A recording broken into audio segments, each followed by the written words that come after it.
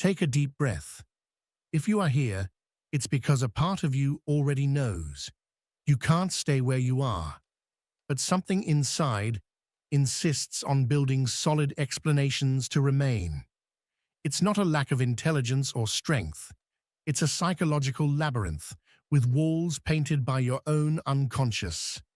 Today, I will show you, one by one, the 5 inner traps that keep you stuck, and I will give you concrete tools to dismantle them from the root. I won't speak to you about others or distant anecdotes. I will speak to you directly about what is happening within you, about what deep psychology reveals when you tear off the mask and look straight ahead. If you stay with me until the end, you will begin to recognize the signs, feel the weight that has been holding you back, and most importantly, learn how to listen to the voice beneath the noise. That voice will show you how to walk out of the labyrinth without destroying yourself in the process. There's a truth that tends to unsettle us. Love without consciousness becomes a distorted mirror. You're not bound by the other person. You're bound by your inner images, those living figures emerging from the depths, seeking completion outside. Imagine for a moment that your mind is a silent theater. On the stage sits your conscious self, watching, judging, deciding. But behind the curtain, the invisible stagehands, affective complexes, archetypes, unassimilated desires, fragments of memory, continue to move the scenery. When you fail to recognize them, they choose for you, with an efficiency that is almost frightening. That's why you stay even when it hurts. That's why you convince yourself that this time it will be different, and yet the same play repeats with an identical script. Today, you are going to rewrite that script. The first illusion: confusing projection with love. Projection means seeing outside what actually lives inside without realizing it. It's not a moral error. It's an automatic mechanism of the psyche. Your unconscious takes contents charged with energy, desires, ideals, fears, and casts them upon someone as if that person were a screen. When you stay with someone who's not good for you, often you're not loving the real person. You're loving a mental image illuminated by your own psychic energy. That's why what once felt magical begins to fade. The screen no longer reflects the light you yourself projected. So you turn up the volume of hope. You tell yourself you just need patience and renew your contract with illusion. How do you break this spell? First, observe the direction of the spotlight. Ask yourself, which specific trait fascinates or disturbs me disproportionately? Describe it precisely, as if you were an artisan carving it into stone. Not, I'm drawn to their energy, but I'm captivated by their defiant silence. Or, I'm obsessed with their independence. Second, take that trait and ask yourself, where does this live within me, and why am I not using it? Perhaps you crave your own fertile silence, that ability to stand firm without asking for permission. Perhaps you long for your own independence, still unclaimed. Projection weakens the moment you reclaim the quality as your own. Third, practice a brief active imagination. Close your eyes. Visualize that trait as a symbol, a key, a torch, a door, and bring it to your chest. Breathe 3 times and quietly say, this attribute belongs to me. I cultivate it within. Don't wait for fireworks. What matters is the conscious repetition.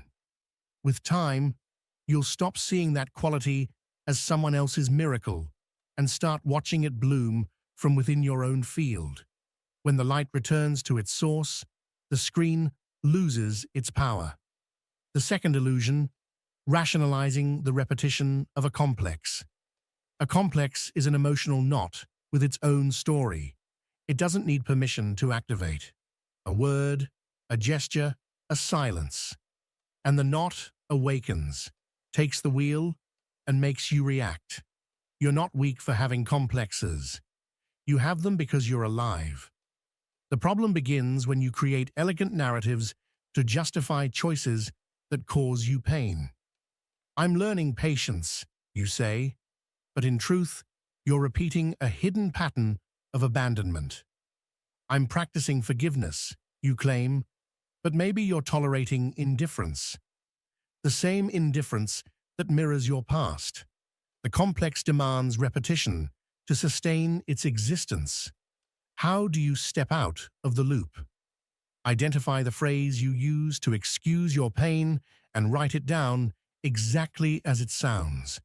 Then rewrite it neutrally, without adjectives, as if you were a notary. When X behavior occurs, I stay and I say why.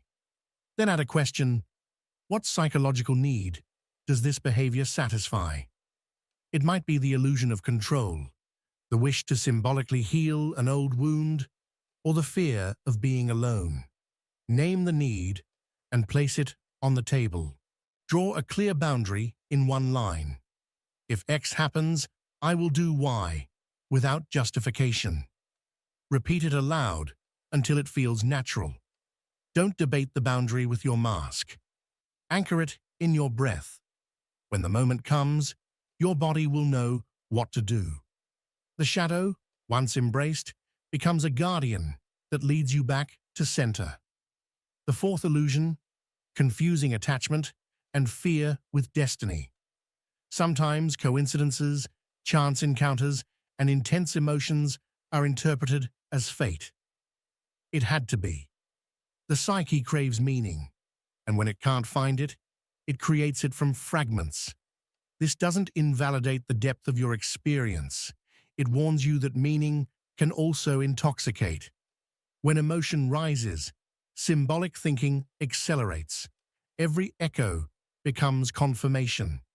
That fever of destiny convinces you to wait for another round, to forgive without discernment, to postpone what's necessary. To walk through that fog, you need grounding, a reality test. Pause. Observe your body. Ask, is this expansion or contraction? Is it vitality or anxiety disguised as destiny? Your body never lies. Bring your awareness back to your senses. The texture of the air, the sound of your breath, the rhythm of your heartbeat. Reality, in its simplicity, becomes an anchor. Every time you return to presence, the spell of destiny weakens. Love stops being a fate written in the stars and becomes a conscious choice, born not from fear, but from awareness. And when awareness leads, even endings become beginnings. Authentic detachment turns your silence into a cry he cannot unhear.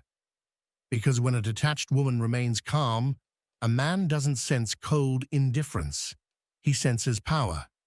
And that power unsettles him, pushes him to seek answers, and draws him closer. The magnetism of detachment doesn't come from playing games, manipulating, or pretending to be cold. It comes from something much deeper, from returning to yourself, from stopping the begging, from releasing the fear of losing him. And that inner shift changes everything outside. Carl Jung would say she broke the cycle of projection. She stopped making him responsible for filling her wound, and in that instant, she reclaimed her center. That center, that new calm, became the magnet he could not resist. Because while his rational mind tried to stay in control, his unconscious knew something had changed. She no longer needed him. Now, he was the one who began to need her. That is the magnetism of detachment. You don't chase, you don't plead, you don't scream. You simply dwell in your peace. And in that peace, he hears the loudest cry. My worth does not depend on you. That invisible cry stays in his unconscious, haunting him when he's alone, confronting him more than any word could. When she stopped insisting, he became obsessed. When she chose silence, he filled it with his noise.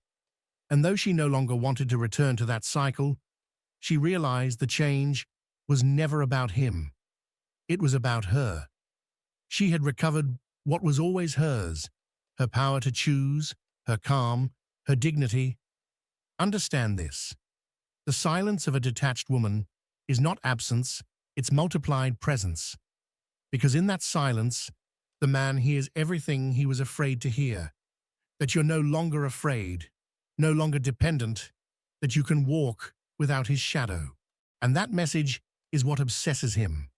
So if you ever think silence is weakness, remember this. Calm speaks louder than pleading. What destroyed him was not losing her words, but realizing he no longer owned her soul. Here lies the strongest point of all. Silence is not absence, it's a psychological weapon. And not just any weapon, but the most powerful one you possess when you stop begging for love and reclaim your center. Because silence doesn't just confront him, it transforms you. A man can get used to your begging, ignore your tears, even twist your words. But silence cannot be manipulated. It gives him no tools to defend himself, no excuses to justify his actions. Silence is a cold mirror. It reflects back exactly what he doesn't want to see, and at the same time, it returns to you everything you had forgotten about your own strength. Understand something profound. Silence speaks two languages at once. For him, it means intrigue, insecurity, loss of control. For you, it means calm, power, self-mastery. That duality makes it unbeatable, because while he breaks apart, wondering why you no longer react, you rebuild yourself within that calm. And while he becomes obsessed with your detachment, you discover you no longer need to beg. Jung spoke about the power of the unconscious. What isn't expressed rationally manifests as symbol. And silence is a devastating symbol. It's the symbol that you're no longer the woman who empties herself to keep him. It's the symbol that you've reclaimed the part of yourself you once gave away. And even if he can't name it, it imprints itself in his mind and follows him like a shadow. Silence is stronger than any speech because it doesn't try to convince, it reveals. When you are silent, you aren't seeking attention. You are standing in your worth. And that, even if he never admits it, weighs more than 1,000 explanations. Picture this clearly. A woman who, after years of useless arguments, decides to remain calm, not because she's given up, but because she's chosen not to exhaust herself anymore. He provokes her, waiting for her reaction, but she doesn't fall. She maintains her peace, her center, her dignity. What does he feel? A mix of frustration and admiration. Frustration because he no longer controls her. Admiration because deep down, he recognizes that inner strength is more powerful than any scream. That is the effect of conscious silence. It turns your calm into a message impossible to ignore. And here's the brutal truth. Silence is contagious. When you choose to remain silent with firmness, the atmosphere changes, your energy rises, your presence becomes undeniable. And even if he doesn't understand it, he starts to adjust to that new frequency. Maybe he tries to fill it with noise. Maybe he tries to provoke you to regain lost ground. But in the end, the weight of your calm will always be stronger than the noise of his ego. This is where many go wrong. They think silence is a strategy to manipulate him. But real silence is not used against him. It is used for you. It's the decision to stop spending your energy proving what you already are. And that decision may touch him, yes, but above all, it transforms you. Because here lies the revelation. Silence is a psychological weapon against him, but a spiritual weapon for you. It's the sign that you've chosen peace over anxiety, dignity over begging, calm over chaos. And when you make that choice, you don't just change the relationship, you change your life. Jung would say, this is the beginning of individuation. To stop projecting your worth onto another and begin to inhabit it within yourself. And when you reach that point, your silence becomes a new language, a language that doesn't need to shout because it vibrates through all that you are. Here is the most powerful truth. Silence is not emptiness. It is contained fullness. Every time you choose silence over pleading, you are saying, my worth is not negotiable. Every time you choose calm over drama, you are saying, my peace is worth more than your attention. Every time you choose not to react, you are saying, you no longer depend on me to feed your ego. And though you never speak those phrases, he hears them louder than any word. That's why silence is a weapon. It breaks the cycle you were trapped in. It kills the anxiety that made you chase, destroys the illusion that you need to explain yourself, and builds within you a strength you never had before. And when a man faces that strength, his unconscious reacts. He doesn't admit it, he doesn't say it, but he feels it. And that feeling, that invisible weight, is what haunts him. Not your pleading, not your sacrifice, not your drama, your silence. So remember this truth as the seal of everything you've heard. When you choose silence from detachment, you are not losing. You are reclaiming the power that was always yours. You've seen how calm and silence become your most powerful weapons. How detachment turns anxiety into magnetism. How your energy can speak louder than words. But what you may not have realized is that all of this comes from something far deeper. That power did not appear by accident. It was planted within you from the beginning by God. Listen carefully. God's design for you was never to live begging for love or pleading for attention. You were not created to crawl behind anyone, but to walk in the fullness He placed within you. That calm that so deeply impacts a man, that serenity that confuses and attracts him, is actually the reflection of divine peace. When you decide to remain silent and dwell in your calm, you are not just sending a message to Him, you are activating a spiritual principle, self-mastery. And that fruit is powerful because it doesn't depend on your strength or control. It depends on God's presence filling what was once empty. That is why your silence carries such weight. It's not just psychological, not just emotional, it's spiritual. A man may call it mystery or intrigue, but what he truly perceives is that your spirit vibrates with a strength that can't be bought, faked, or copied. It is the strength that comes from God's peace within you. And here lies the final revelation. When you choose to dwell in that peace, you are no longer a slave to His attention. You become the owner of your purpose. You no longer chase what moves outside. You walk firmly from what lives within. And that certainty not only obsesses Him, it transforms you. Because you finally see that your worth was never in what He did or didn't do, but in what God always declared you to be.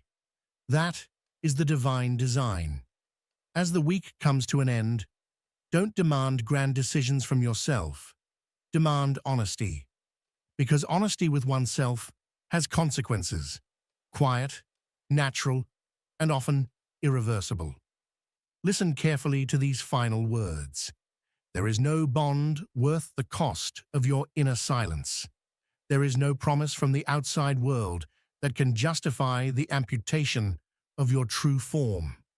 And there is no labyrinth you have entered that you cannot leave, as long as you begin to organize your own light. You already have what you need. You carry tools within you. You have symbols that guide you, a body that remembers, and a voice capable of drawing boundaries. You are not as lost as you think. The noise around you only confuses you because you've forgotten the sound of your own clarity. If you return to yourself, if you allow your inner compass to speak again, everything that truly belongs to you will begin to align, without struggle, without violence. And when that alignment happens, one of two things will occur. Either you will discover a new way of being that doesn't betray who you are, or you will finally recognize that your path continues without that connection you once thought was essential. Both outcomes are worthy. Both honor your process. There is no failure in either, only truth unfolding in its natural rhythm. So breathe. You don't need to fix your life all at once. Do the small thing that belongs to today. One step, one act of honesty, one moment of presence. Tomorrow, repeat it. Keep showing up. Keep choosing what feels true, even if it's quiet, even if it's simple. Because life, in its mysterious precision, rearranges itself around those who choose authenticity. And believe me, everything else will find its rightful place, measured perfectly by the gravity of your truth. And if these words touch something inside you, if you felt that quiet resonance that says, yes, this is what I've been needing to hear, don't let it fade away. Hold on to it. Live by it. If you want to keep walking this path of awareness and transformation, subscribe to the channel and activate the notification bell. That way, you won't miss any of our reflections. Together, we'll keep awakening, one truth at a time. Because in the end, authenticity is not about becoming someone new.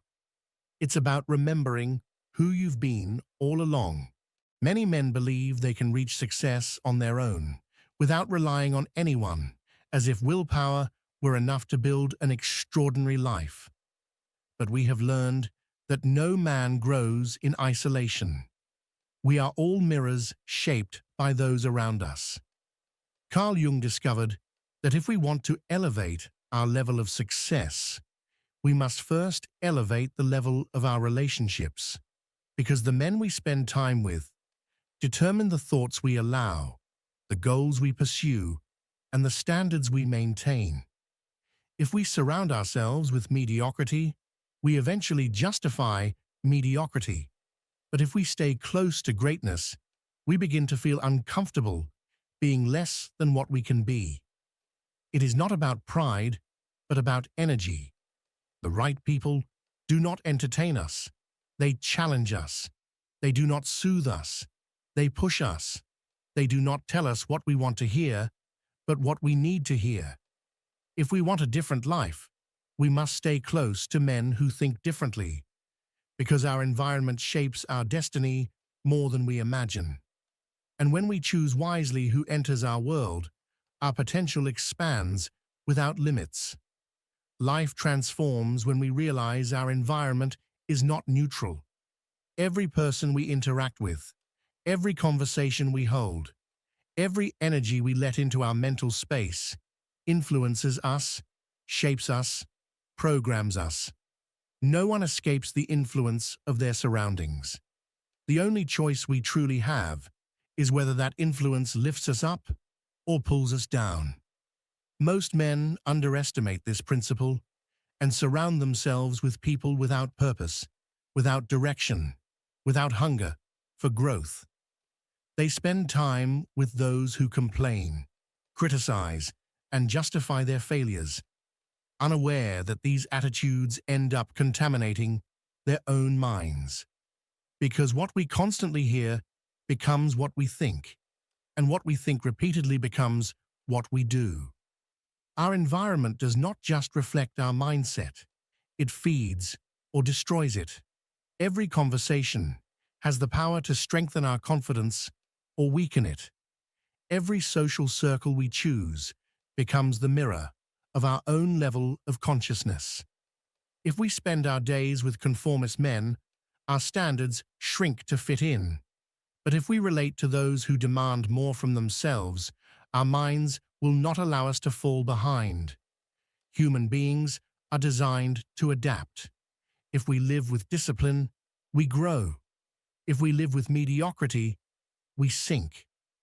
That is why one of the greatest acts of self-respect is rigorously choosing who enters our lives, not out of arrogance, but out of loyalty to our purpose. Because every person we keep close is either adding to our growth or draining our energy. And if we fail to distinguish this, our environment will end up defining the direction of our lives. Success is not absorbed by chance. It is cultivated through proximity. When we stay close to men with ambition, focus, and vision, our minds inevitably begin to expand. We hear ideas we had never considered, perceive reality from a different angle, and start questioning our own limits. Our environment begins to elevate our thinking, not because it forces us, but because it inspires us. That is the difference between a common circle and a growth circle. The first entertains us. The second propels us. In the first, we talk about people. In the second, we talk about projects. In the first, we waste time. In the second, we learn to multiply it. And that choice, although small, defines the course of our entire lives.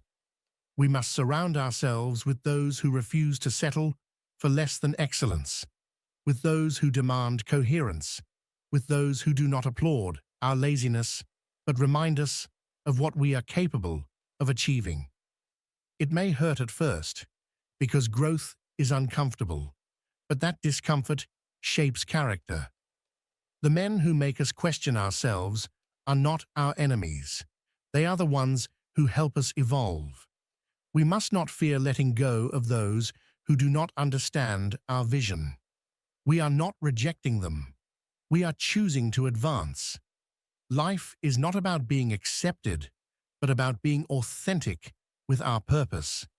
And our purpose needs clean air, elevated conversations, and conscious company. Because if our environment does not push us forward, it is silently holding us back. The kind of people we choose to share our lives with silently determines our destiny. No man can maintain thoughts of greatness if his environment constantly contradicts them. We may have clear goals, determination, and talent, but if we surround ourselves with those who justify their mediocrity, eventually our minds yield to their influence, because the human psyche seeks balance. And if our ideas do not match the environment we inhabit, we adjust to it to avoid feeling out of place. That is why so many men with potential end up dimming themselves. They preferred acceptance over evolution. It is not failure that destroys greatness. It is the comfort of the group. When the environment does not challenge us, it weakens us. That is why we must learn to recognize when a circle propels us and when it limits us, and have the courage to leave, even if it means being alone for a while. Solitude is not punishment. It is purification. It is the silence that clears our minds of outside influence and allows us to hear our own thoughts. Some stages of growth hurt precisely because they separate us from what was familiar.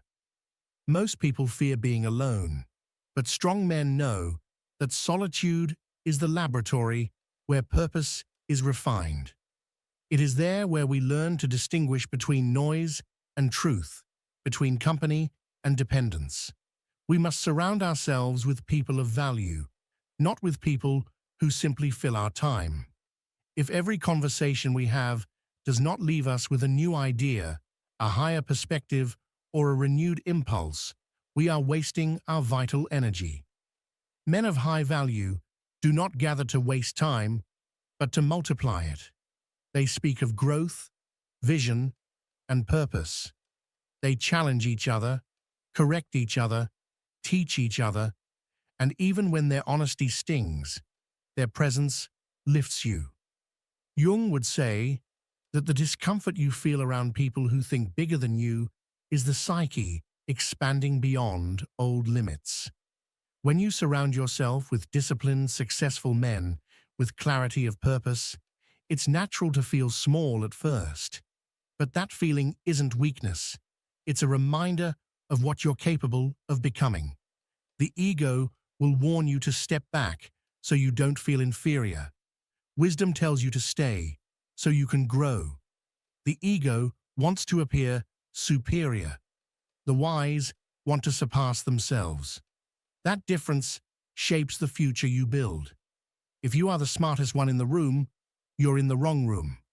You must be where you're challenged, questioned, and reminded of how much more there is to learn. Men who grow among giants become giants. Excellence is contagious, but only to those humble enough to receive it.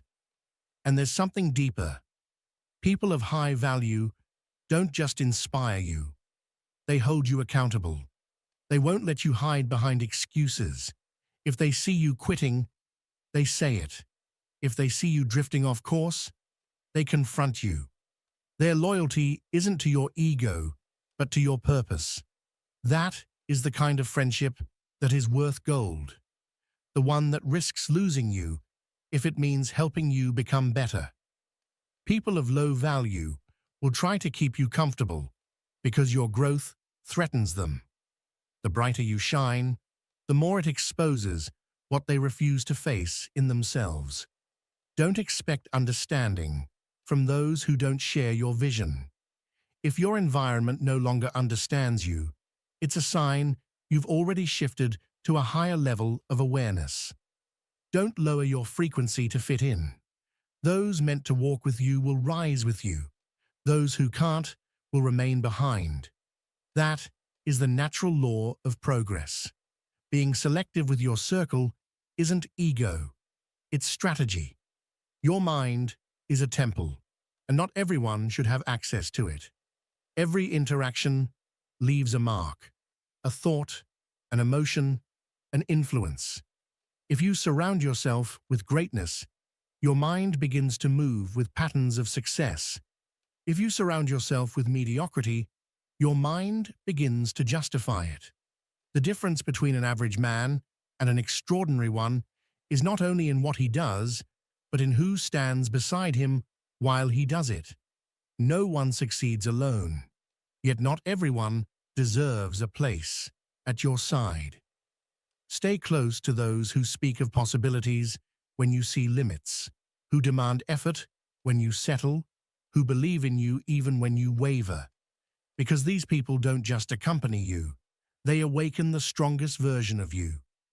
One of the greatest mistakes men make is confusing company with progress.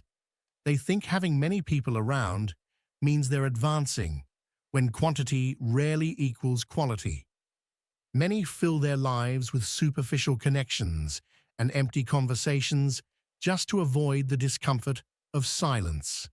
But a noisy circle isn't always a healthy one. You can be surrounded and feel empty because nothing around you aligns with your goals, values, or purpose. What defines a high-value circle isn't how many stand with you, but how they make you think, how they make you feel, and who you become beside them. The wise don't seek approval. They seek alignment. They don't want company to distract themselves, but to develop themselves. They would rather share a constructive silence with someone who challenges them than 1,000 empty words from those who don't understand their vision. The energy around you shapes your mind more than you realize. Negative people leave echoes in your thoughts. Their complaints become your doubts. Their fears become your limits. And if you're not careful, their frustrations turn into your beliefs. A toxic environment has a dangerous skill. It normalizes the small, justifies the mediocre, and turns the impossible into habit.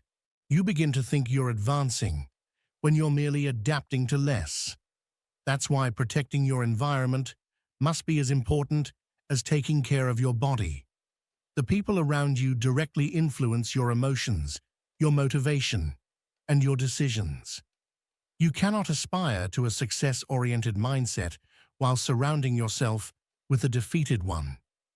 You cannot speak of goals with those who live from excuses. You cannot evolve if your environment feeds on negativity. The mind cannot flourish in barren soil. Surround yourself with people who speak with intention instead of complaint, who look for solutions instead of problems, who inspire action instead of holding you back. As Carl Jung taught, the psyche grows where it feels supported, and people of real substance remind you of what you can become. They push you when you hesitate, correct you when you drift, and celebrate your progress with sincerity. A man of true value doesn't compete with his own. He elevates them.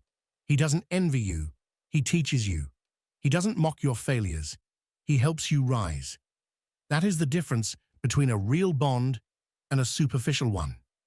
Empty men feel threatened by another's light.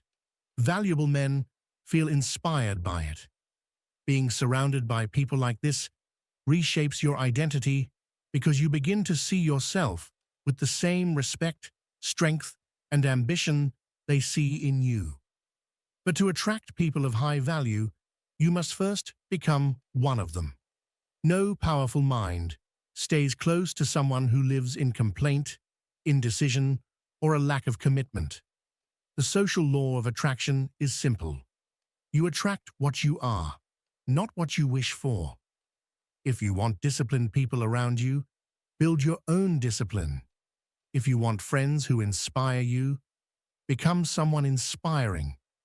If you want relationships based on respect, begin by respecting yourself. High-value people don't expect perfection.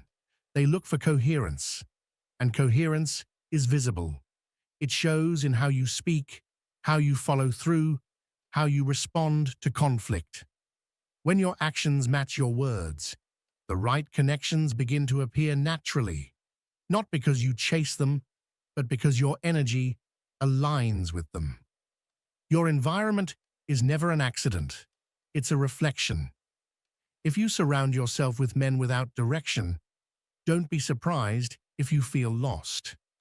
If you spend your days with people who have no goals, don't question why you're not advancing. The environment you choose becomes the atmosphere where your thoughts grow.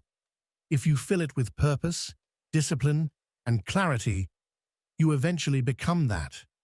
Relationships don't just accompany your life, they shape it. Every person you allow in or out is a decision about who you're willing to become. And when you choose to surround yourself with greatness, you choose to become greatness. The right environment doesn't just change you, it awakens you. A man who understands the value of his surroundings begins to live with higher consciousness. He stops seeking approval and starts seeking alignment. He cares less about how many people are around him and more about how many of them push him to grow. Few understand this truth. To elevate your life, you must release those who refuse to elevate theirs. And that hurts. It hurts because some of them are part of your history, but not your destiny. Sometimes love, habit, or misplaced loyalty make you hold on to bonds that keep you from moving forward. But if your environment demands that you lower your standards to stay, you're paying too high a price for the wrong company. Your loyalty to others should never be greater than your loyalty to your purpose. Surround yourself with people who speak of the future, not the past, who challenge you to be more disciplined, not to quit, who remind you to hold on to faith when life grows heavy. Those are the relationships that build you from within. A true friend doesn't save you from effort. He teaches you how to endure it. He doesn't give you excuses. He gives you reasons. He doesn't feed your ego. He strengthens your character. And if you have someone like that in your life, value them. They are rare. High-value people are not here to entertain you, but to transform you. And if they tell you something you don't like, listen anyway. Their honesty, even when it stings, is worth more than 1,000 empty compliments. No one grows through flattery. We grow through truth. If you're listening to this, it's because something in you wants more. And I want you to make a small commitment today. Subscribe to this channel if you want to keep strengthening your mind. And leave a comment. What kind of people do you want around you from now on? Write it down clearly, because that intention will shape the energy you attract. Don't underestimate the power of declaring your standard. When you make it public, your mind begins to align with it.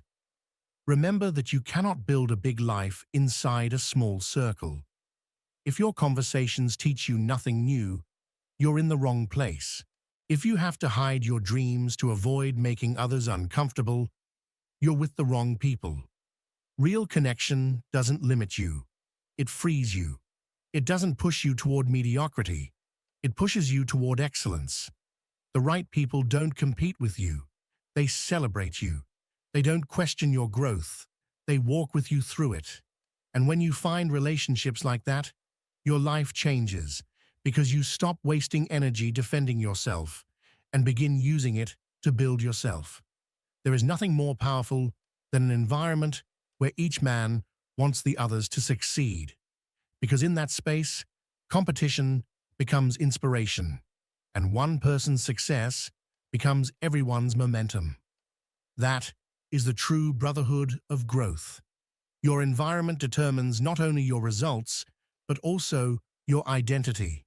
Without noticing it, you begin to act, think, and decide like the people you spend the most time with.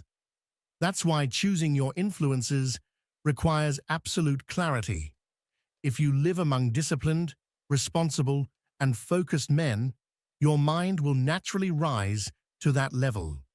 But if you spend your days surrounded by laziness, complaint, and conformity, your spirit will slowly dim until you wake up one day without ambition, direction, or strength. The people around you are the mental climate you live in. They can nourish you or they can drain you. And if that climate becomes toxic, no matter how strong you think you are, you will eventually breathe that air. That's why a man who values his purpose protects his environment as he protects his health. He avoids conversations that poison him, distances himself from the unreliable, and moves closer to those who remind him of what he can become. It's easy to say you have big goals. What's hard is keeping them alive when no one around you shares them. If your friends laugh at your ambition, minimize your effort, or call you dramatic for wanting more, you are not in the right place. Don't let mediocrity disguised as friendship extinguish your fire. People with a diminished sense of inner worth often try to justify their inaction by making you believe you're the one who's exaggerating. They'll say life isn't only about working, that you're obsessed, or that you should relax a little more. But what they're truly revealing is, I can't stand watching you become something I never had the courage to attempt. Jung would say that this reaction isn't about you. It's a projection of their own unrealized potential. And if you listen to them, you'll soon find yourself exactly where they are, stuck, repeating the same stories, complaining about the same things, reliving identical days without growth. No one evolves inside an environment that mocks evolution. Surround yourself with people who talk about goals with the same enthusiasm others use to justify excuses. People who tell you, go for it, when others tell you to take it slow. Don't let them shame your discipline. The people with inner strength don't fear effort. They honor it. They understand that discipline is not punishment, but structure, and consistency is not sacrifice, but freedom. And when you walk among people like that, something in you shifts. You become sharper, more intentional, more protective of your time. You stop seeking external motivation because their energy fuels you. They don't let you sink into comfort because their presence alone reminds you of your potential. These are the people who raise your standards simply by existing beside you. But building a circle like that never happens by chance. It starts by removing what no longer contributes to your growth, and then consciously seeking those who do. You might take time to find them. You might even walk alone for a while. But it's worth it, because once you do, you'll realize your environment is the most accurate predictor of your future. No one succeeds surrounded by people who refuse to grow, and no one fails when surrounded by those who push them toward their highest version. Don't settle for company. Seek connection. Don't look for someone who makes you comfortable. Look for someone who makes you capable. Comfort dulls the spirit. Challenge awakens it. And when your environment ignites you, your inner fire stops, depending on what happens outside. There's something that separates men who prosper from those who stagnate. The ability to release, without resentment, those who are not ready to walk beside them. Many fail not because they lack talent or vision, but because they cling to relationships that anchor them to their past.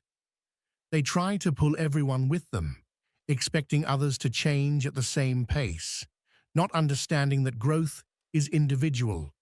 Not everyone is willing to evolve, and that's fine. You can't save someone who chooses not to move, but you can choose not to sync with them. Every time you force yourself to stay where you no longer belong, you surrender a piece of your future. And nothing is sadder than a man who sacrifices his purpose out of fear of being alone. Temporary loneliness hurts, but remaining in the wrong environment destroys you. Learn to distinguish between loyalty and bondage. Healthy loyalty uplifts.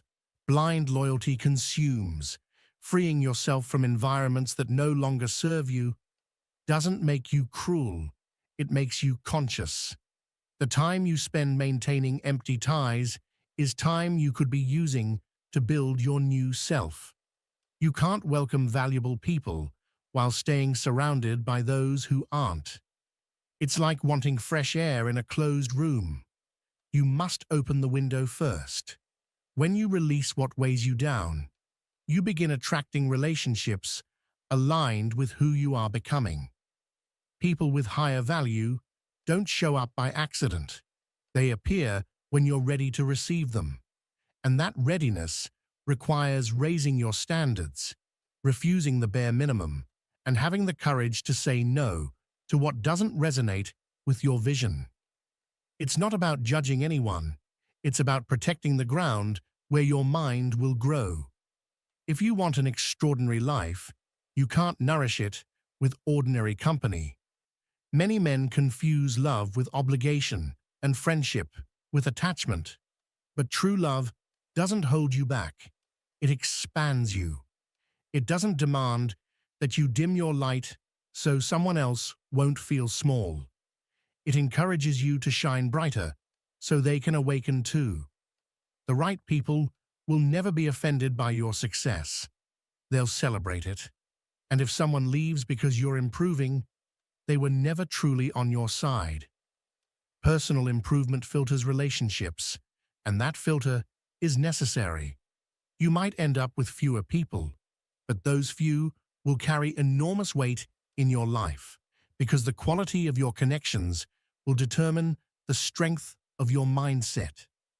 Surround yourself with those who don't fear your victories, who push you beyond your comfort zone, who believe in your purpose even when you hesitate. Those people are a mirror of your potential and an extension of your inner power. But remember this, attracting high-value people isn't about seeking perfection. It's about seeking authenticity. You don't need people without mistakes. You need people who learn from them. Don't look for saints. Look for the self-aware. Perfection inspires admiration, but authenticity creates connection. Men with higher value don't pretend to have everything under control. They admit their flaws, but never remain trapped in them. And when you stand close to people like that, you learn that real strength isn't the absence of falling, but the refusal to stay down. They teach through example, presence, and consistency. The way they live becomes a silent lesson. And slowly, you realize that the right environment not only pushes you to reach your goals, it shapes you to deserve them. No one grows alone. Growth belongs to the one who has the courage to choose wisely, who walks beside them. There is a principle that governs all personal evolution. Your environment doesn't just influence your mind, it defines your standards.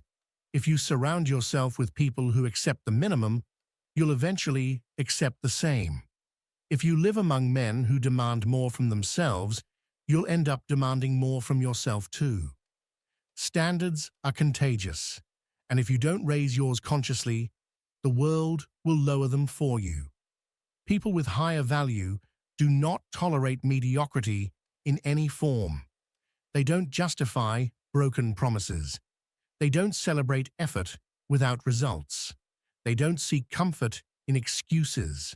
Instead, they value action, commitment, and steady improvement. They don't compare themselves to others. They compare themselves to who they were yesterday. Their mindset is a compass that always points forward. Being close to people with real inner strength forces you to grow, not because they demand it, but because their presence awakens something in you. Carl Jung would say that their example confronts the parts of yourself you've ignored. A high-value environment doesn't reward comfort, it rewards action, coherence, and discipline. Their standard becomes the fire where your character is shaped. When you spend time with people who expect more from themselves, something inside you refuses to stay the same. Their focus, ambition, and integrity make you question whether you're truly giving your best. That discomfort is gold. It's the sign that you're in the right place, because mediocre circles soothe your limitations while strong ones expose them. Valuable people make you expand. Don't fear that pressure. Thank it. Your environment is a mirror that reflects your level of commitment. If everyone around you is disciplined, laziness becomes impossible to justify. If they all move with purpose, wasting time feels like betraying your own potential. But if those around you are conformists, even your mediocrity will look like success. That's why the mirror you choose matters. Surround yourself with people who choose truth over comfort, effort over excuses, integrity over approval. These men push you toward the version of yourself the world actually needs. The positive pressure of a strong environment can transform your life faster than years of isolated effort. And remember, your environment is also a reflection of your current identity. You attract what resonates with your mindset. If your environment doesn't inspire you, don't condemn yourself. Upgrade yourself. Raise your inner level, and your external relationships will adjust. When you stop talking about people and start talking about ideas, empty minds drift away. When you replace complaints with action, the lazy disappear. When you replace empty plans with real projects, false friends fade. That's not loss, it's cleansing. Every time you rise in consciousness, The noise drops, and your environment aligns with your new vibration. And when you finally are surrounded by people who challenge you, you realize something profound. The right environment doesn't just help you reach your goals, it shapes the kind of person capable of sustaining them. A circle of high-value individuals recalibrates your mind. You stop thinking short-term and begin planning long-term. You stop discussing problems and begin analyzing strategies. You stop justifying emotions and start mastering them. The change is subtle at first, but it becomes visible in how you speak, decide, and respond. You become more selective with your time and more demanding with yourself because you witness a standard that raises your own. It's no longer about proving anything. It's about becoming coherent with the greatness you're building. Mediocrity becomes uncomfortable, and discipline becomes natural. That's the silent influence of an environment with purpose. High-value people don't pressure you with words. They transform you with their example. They don't tell you to work harder. You simply see them working. They don't tell you to follow through. You see them fulfilling their promises. Their existence is a constant reminder of what is possible. That energy is contagious. A space filled with responsibility and clarity pushes you out of procrastination and into action. Motivation becomes secondary. Commitment becomes the anchor. Every conversation becomes a lesson. Every interaction becomes fuel. Being surrounded by people who think clearly and live with intention pulls you out of reactive living and pushes you into creation. You stop waiting for life to happen. You begin shaping it. And once you enter that environment, mediocrity becomes unbearable. You detect excuses faster. You recognize destructive habits sooner. You start preferring silence over meaningless conversations and productive solitude over directionless company. Pleasure loses its appeal, and purpose becomes your compass. High-value individuals understand that life is not all enjoyment. It's discipline, meaning, and service. They live consciously, aware of their time, energy, and influence. And by being around them, you absorb that same precision. The ideal environment is not only external, it reflects your inner structure. A chaotic mind attracts chaos. A clear mind attracts clarity. You cannot maintain elevated relationships while vibrating in insecurity or seeking validation. That's why, before seeking high-value people, you must become one. Strengthen your word, your energy, your focus. Learn to keep your promises, stay calm under pressure, and respond with intelligence rather than impulse. That inner solidity allows you to stand among great individuals without shrinking. And once you reach that point, the right connections appear naturally. Excellence recognizes excellence. In time, you realize that a high-value environment is not an elitist group, but a shared mindset. What unites them is the commitment to becoming their best selves. They know growth never stops, and that true wealth is consciousness. Being close to them teaches you that power is not loud, but consistent, that humility is not weakness, but mastery, that respect is not demanded, but inspired. And when you absorb that way of living, your life changes at its core. You become a powerful environment yourself. You become the kind of person whose presence elevates others. And then you understand that the goal was never just to surround yourself with greatness, but to become it. Being close to disciplined, conscious men leaves you no room to hide behind excuses. Their example forces you to confront your weaknesses instead of disguising them. That confrontation, as Jung taught, is how the shadow becomes integrated. Seeing greatness in others shouldn't trigger envy. It should awaken your own potential. High-value individuals don't compete with you. They show you what's possible. They teach by living, not by speaking. Their presence alone expands your horizon. The right form of admiration doesn't make you feel small. It pushes you to rise. The transformation isn't immediate.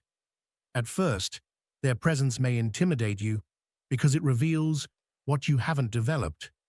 Many run from that feeling because they prefer to be giants in a small room. But the wise understand that discomfort is the price of expansion. Compare yourself not to feel inferior, but to elevate your standard. When you channel that discomfort properly, the environment stops intimidating you and begins shaping you. You absorb their mindset until, without noticing, you start becoming one of them. You talk about solutions instead of problems, strategies instead of blame, truth instead of ego. It's a psychological shift, almost spiritual. The average mind stays on the surface. The disciplined mind digs into the root. If you have the humility to listen, you grow 10 times faster. Watching how they act under pressure, how they stay calm, how they keep moving without complaining, subtly rewires you. Admiration becomes integration. Their discipline becomes your habit. You make fewer excuses. You fulfill more promises. You work in silence. You help without seeking validation. You speak less and act more. And suddenly, you too become someone who elevates others. High-value individuals don't create followers. They awaken leaders. When that shift happens, you no longer depend on external motivation. Their mindset lives inside you. You become the one who inspires, who demands, who uplifts. That is the true purpose of surrounding yourself with greatness, to become part of it. Eventually, you understand that the people around you shape your destiny. Those who inspire you show what you can achieve. Those who drain you reveal what you must release. Choosing who stays in your life is a form of self-respect. Your environment stops being an accident and becomes a strategy. You walk with those who move forward. You speak with those who listen. You seek direction, not attention. The right environment doesn't make life easier. It makes you stronger. It doesn't prevent pain. It teaches you to transform it into power. High-value people won't save you from yourself, but they will remind you of who you are when you forget. Their presence keeps you aligned with your principles. If you lose focus, they call you back. If you hesitate, they remind you why you began. Such an environment is not luck. It's the result of becoming someone who vibrates at that level. Meaningful connections appear when your character is ready to sustain them. High-value men understand that their environment is part of their legacy. They surround themselves with those they can uplift and strengthen. At some point, personal growth becomes collective responsibility. When greatness shapes you, you naturally shape others. That chain has no limit. The strength you build influences people you will never meet. When a man changes his circle, he changes his destiny, and sometimes his society. One day, you'll look around and realize you're no longer with the same people, and you're no longer the same man. Every distance, every ending, every separation made sense. You didn't end up alone. You ended up with those who truly mattered. You'll see in your allies the determination you once dreamed of, and you'll understand that this path was never about surrounding yourself with success, but with truth, purpose, and value. When you choose wisely who walks beside you, life stops feeling like a struggle and becomes a conscious construction. Your environment becomes your engine, your mirror, and your strength. And that is the day you'll no longer need to look for high-value individuals, because you will have become one. Imagine for a moment that you wake up in the middle of the night, sweating, your heart pounding. You've just dreamed that you were walking through an endless forest, completely alone. Yet instead of fear, you felt an overwhelming peace, a kind of serenity you've never known before. But as soon as you open your eyes, that feeling vanishes. You're left with the same familiar emptiness, that constant hunger for validation, for someone's presence, for someone to fill that hollow space in your chest. Have you ever wondered why we need others so desperately to feel complete? Why solitude terrifies us more than anything else? I promise you something. By the end of this story, I'll share with you the most liberating discovery I have ever made. A psychological truth that transformed not only my practice as a psychiatrist, but my entire existence. A truth that, if you truly understand it, will forever change the way you see yourself and the world around you. My name is Carl Jung, and for decades, I dedicated my life to exploring the depths of the human soul. But there was a period in my life, between 1913 and 1919, when I was not exploring the minds of my patients. I was exploring my own. What I found in that darkness, in that descent into the underworld of my psyche, was something most people spend their entire lives avoiding. I discovered that the person I had been running from all along was myself, and that the happiness I so desperately sought in others, in professional recognition, in relationships, in the approval of my mentor Freud, had always been within me, patiently waiting for the courage to turn inward. Let me take you to that crucial moment in my life. It was 1913. I was 38 years old, and from the outside, my life appeared flawless. I was a respected psychiatrist. I had worked side by side with Sigmund Freud. I had a family, a stable career, social status, everything that should have made a man happy. Yet inside, something was crumbling. My break with Freud was not merely professional. It was deeply personal. He had been like a father to me, a guide who gave my life structure, direction, and meaning.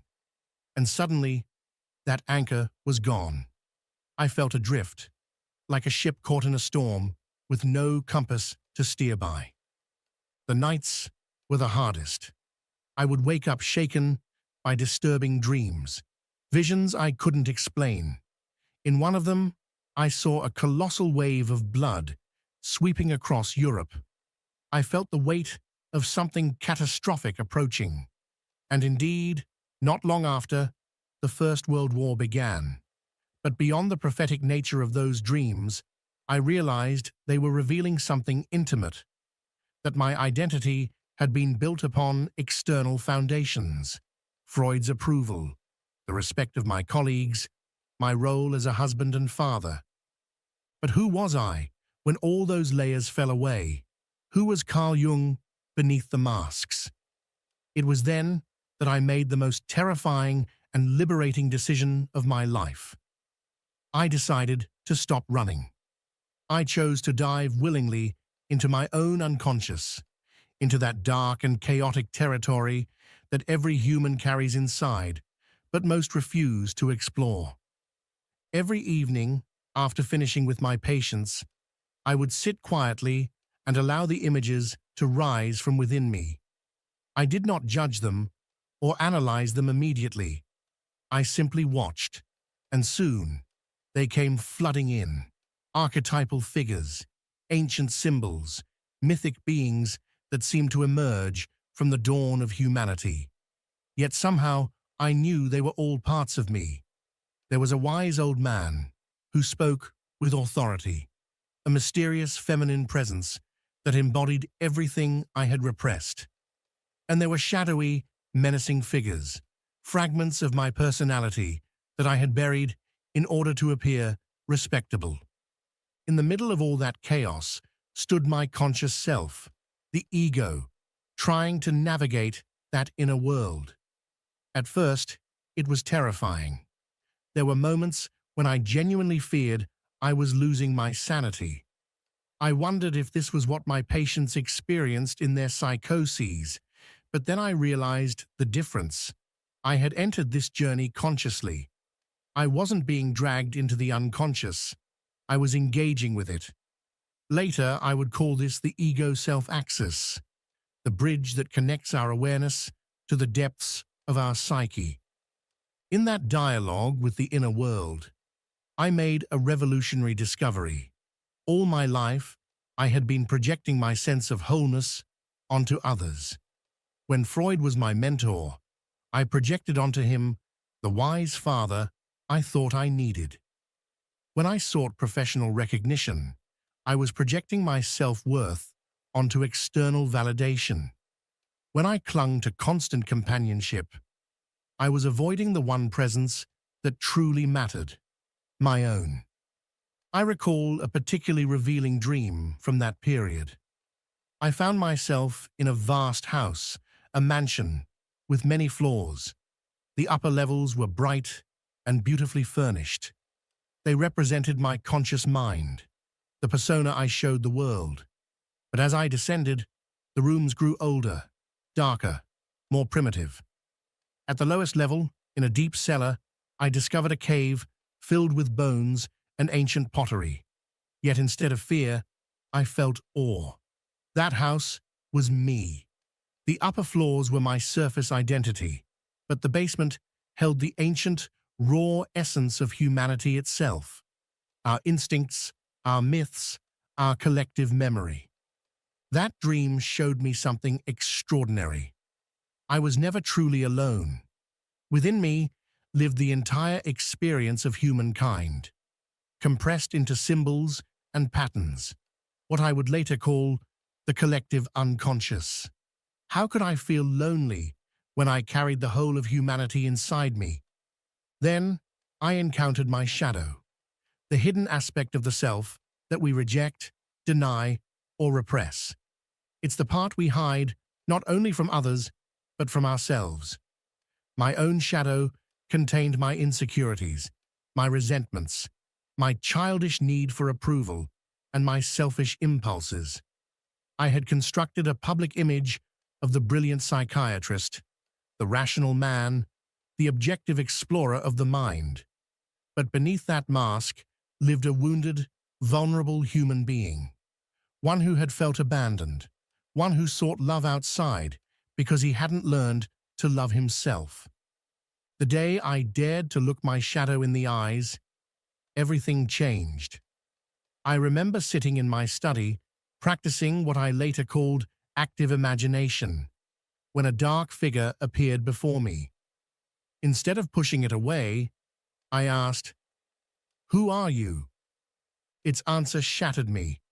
"I am everything you have denied being." That shadow was the insecure Jung, the needy Jung, the imperfect Jung.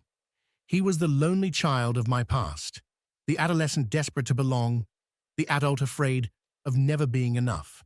And in that moment, I understood something fundamental, that real wholeness doesn't come from perfection, nor from light alone. It comes from embracing both light and darkness within us. The forest from my dream, the one where I walked alone and felt peace, wasn't outside of me. It was the symbol of my own psyche, vast and mysterious. I realized that solitude was never the enemy. It was the gateway to the most profound encounter of all, the meeting with oneself. I could not find happiness as long as I kept rejecting parts of myself. True happiness would never come from finding the perfect person to complete me, nor from professional recognition, nor from accumulating achievements. It would come from integrating all the fragmented parts of my being. It would come from making peace with my shadow, from accepting that I am both light and darkness, both strength and weakness. This process of integration, of bringing the unconscious into consciousness, was what I later called individuation, the journey toward becoming who you truly are, not who you think you should be.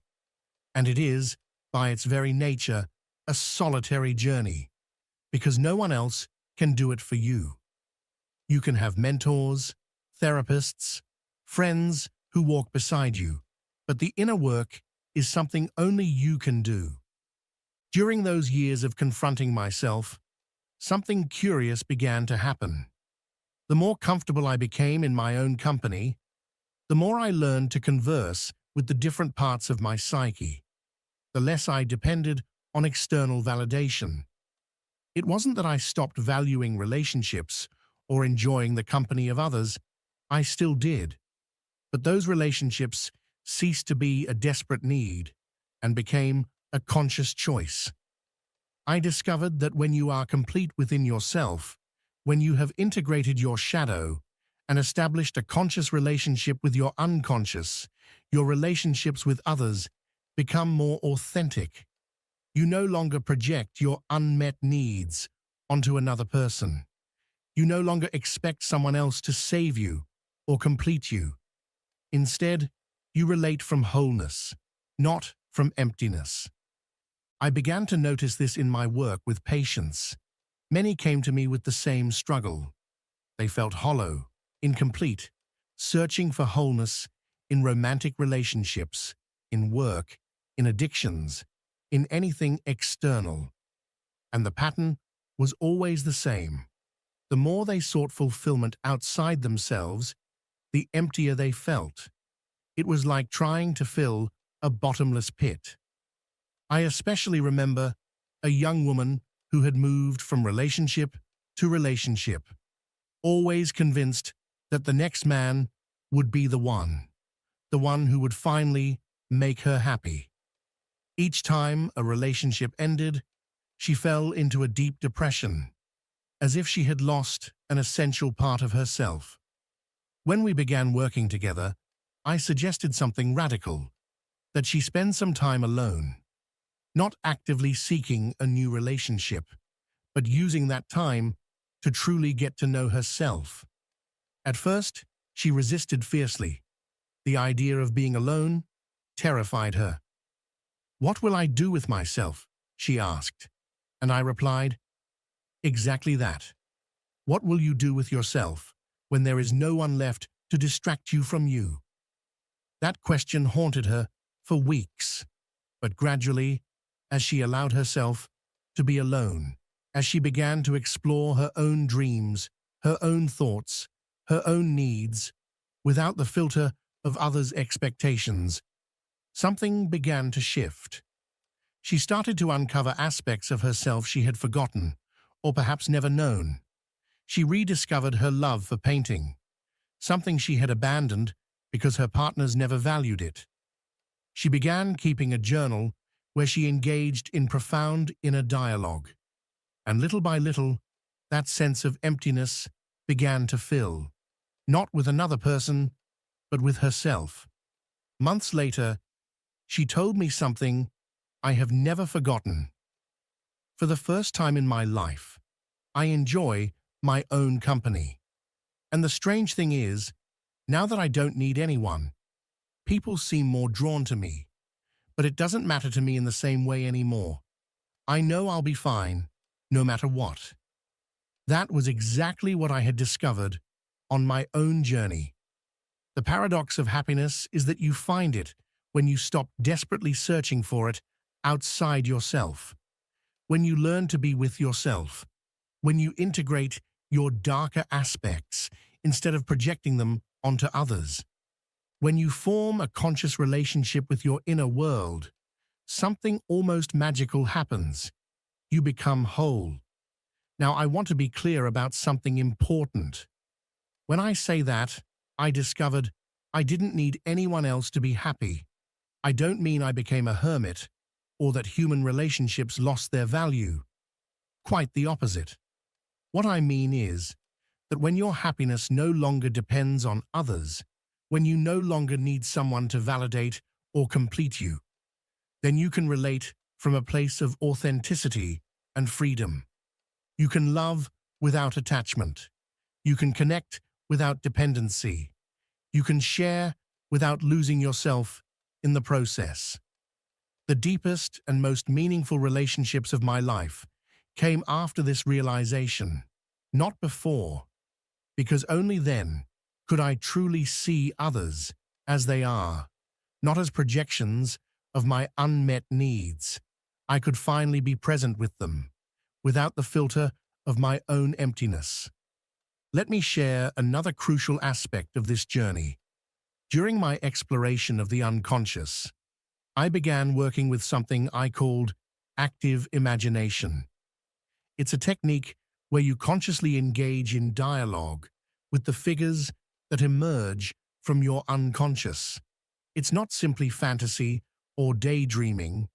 It's a structured method for establishing communication with the deeper layers of yourself.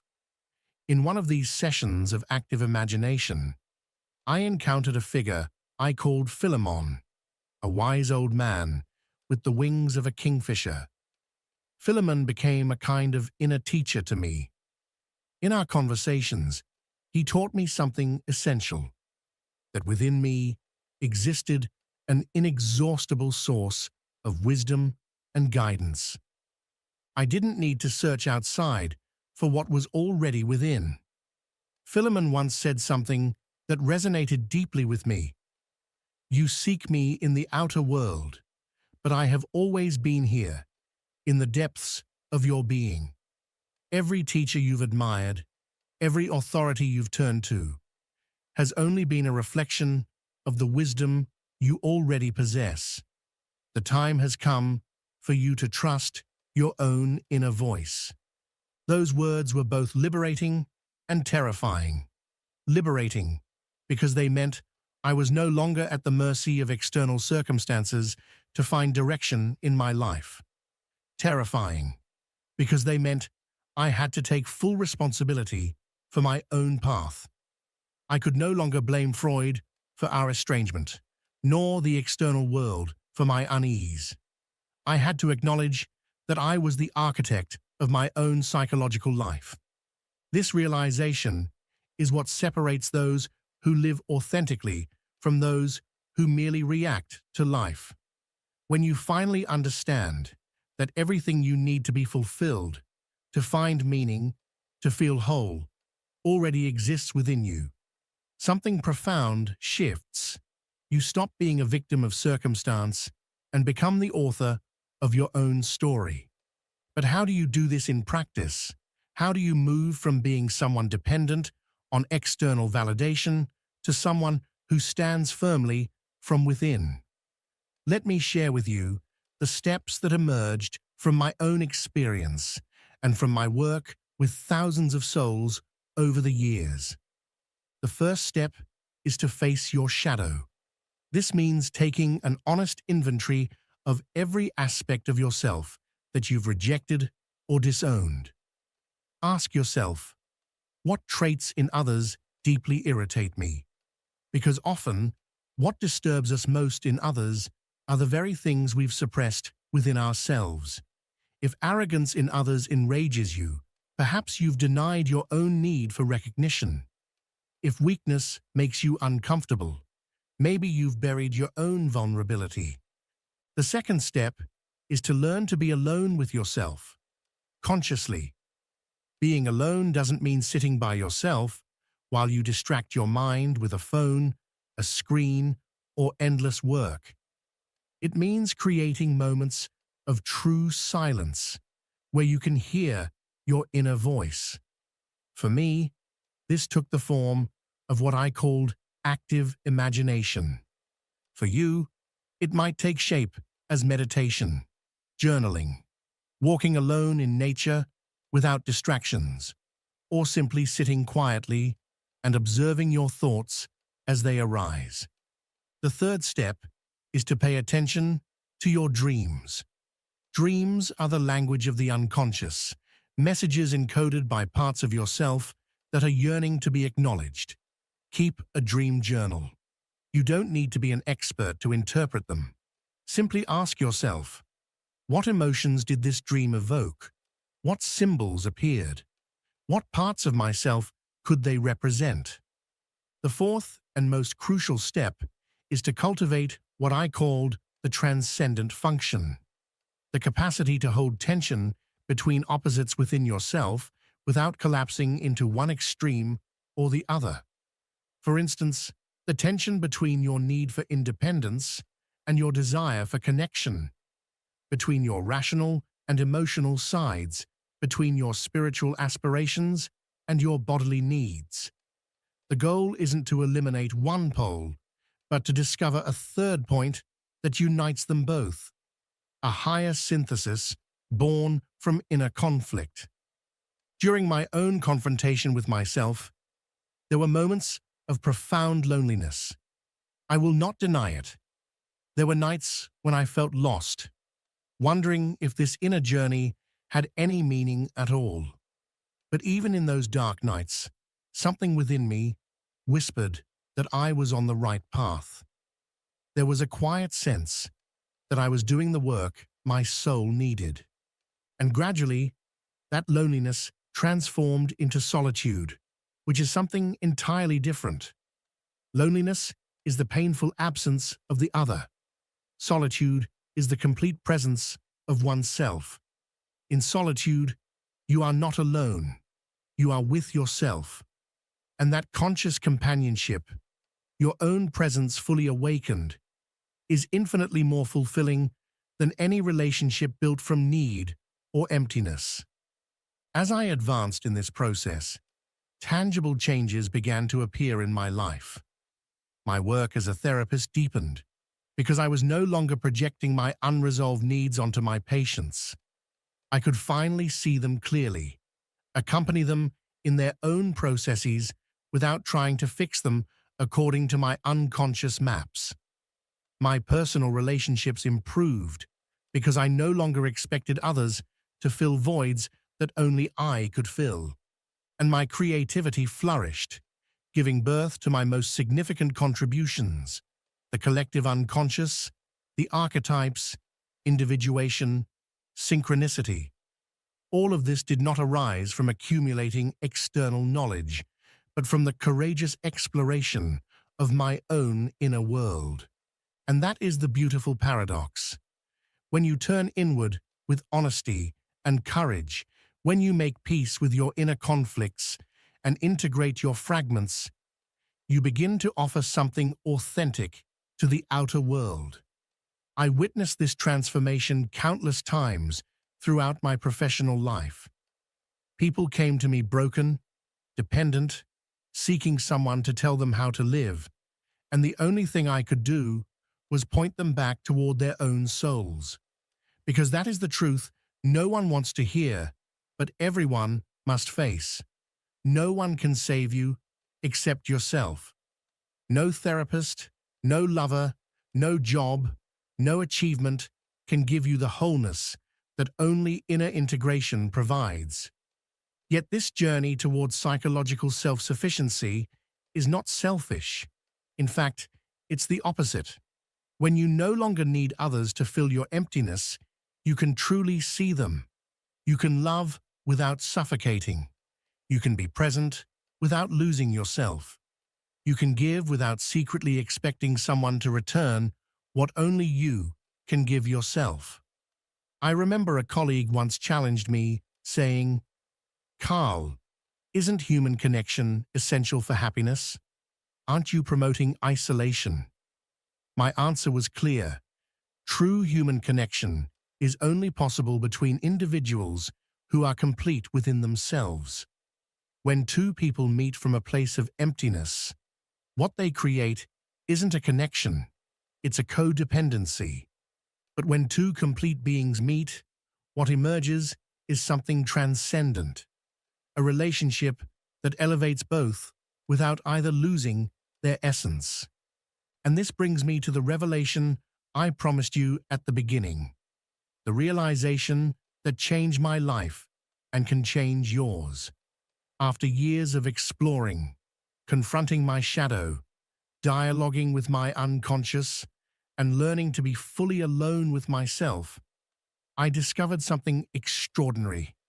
I was never truly alone. Even in the most desolate moments of my inner journey, I was never alone, because I had established a relationship with something greater than my ego, something I call the self. The self, with a capital S, is the organizing center of the entire psyche, both conscious and unconscious. It is the totality of who you are, beyond your personality, beyond your ego. When you connect with the self, when you establish an intimate relationship with the totality of your being, you realize that within you exists an inexhaustible source of meaning, purpose, and love. You don't have to search for happiness in the outer world, because you already possess it within. You only need the courage to look inward and face yourself with honesty. This was the greatest lesson of my life. Happiness is not something you find. It is something you rediscover, something that has always been there. It does not depend on external conditions, although they may influence it. It depends on your relationship with yourself. And like every meaningful relationship, it requires time, attention, honesty, and commitment. When I finally understood that I needed no one to make me happy, I did not feel lonely. I felt free. Free to choose relationships rather than depend on them. Free to pursue truth rather than approval. Free to be fully myself with all my flaws and virtues integrated. And that freedom, that sense of inner completeness, is what I wish for you. Because I know, from my own experience and from guiding thousands of souls, that it is possible. It is not easy. It requires the courage to face your darkness, the patience to listen to your unconscious, and the humility to admit that you've been projecting onto others what only you can give yourself. But it is possible. The journey toward individuation, toward becoming who you truly are, toward discovering that you need no one to complete you, is the most important journey you can take. Not because it isolates you from others, but because it liberates you to relate to them authentically. Not because it makes you indifferent to the world, but because it roots you so deeply within yourself that you can face the world without losing your soul in it. So, I invite you to begin this journey. Start today. Take a moment to sit quietly with yourself. Listen to your inner voice without judgment. Pay attention to your dreams. Ask yourself which aspects of your being you've been rejecting. And remember this: the path outward always begins inward. The happiness you're seeking in the world already exists within you. It's simply waiting for the courage of your gaze. This is my story, but it is also yours, because we all share the same collective unconscious, the same archetypes, the same universal journey toward wholeness. The only difference lies in who has the courage to take that journey consciously. If this story resonated with you, if something within you stirred while hearing it, then share it. Help others discover that they too already hold within themselves everything they need to be happy. Subscribe, and let us continue this journey together, because there is still so much more to explore in the depths of the human psyche. And tell me in the comments, which aspect of yourself have you been avoiding? Because that very shadow you've rejected, that part you feared the most, holds the key to your freedom. Until our next journey into the unconscious, remember, you are not alone. You are with yourself, and that is the best company you could ever have.